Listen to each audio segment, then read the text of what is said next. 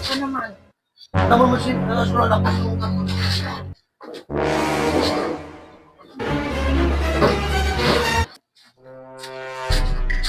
Minsan naman siya, Tibet. Mayroon. Bakit? Ano gagawin mo? Mag-lisa sa taas siya, magkaroon ko ng bubong. Ito na ko ba dyan kasi alawang na yung ano.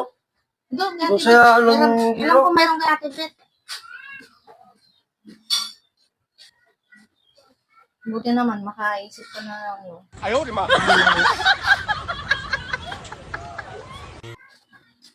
Meron po dito. Ano naman talaga yung problema? Tabi ko, tabi ka muna dyan. Taka siya. Dito ka banda, dito ka banda. Magawa ako dyan eh. Eh, taka siya naman magagawa ko dito eh. Isa kasi para matanggal yung ano. Sorry ko lawang. Saan yung walis mo? Dito. Kasunod mo na. At din alam mo Mukha yan eh. cellphone kasi.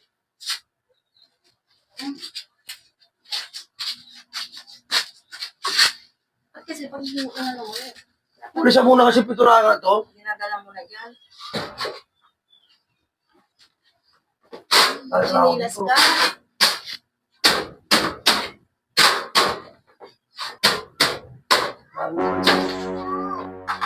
Gamit ko yung pitura doon. Ha? Gamit ko. Alam yun kung ilan yung binili mo doon. Gamit pitura ko dito. Gamit mo tubig. Kamay na cellphone yan. Nanonood ang tao eh. Gusto ko. Laki. Busa matanggal ko dito. Eh dapat kasi binitbit mo na yan pakyat. Paano ibibitin yan? Alam mo naman na bigat yan. Kasi walis. Paabot.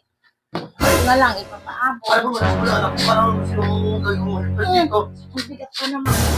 Alam mo, nasunod ako yung tatlo.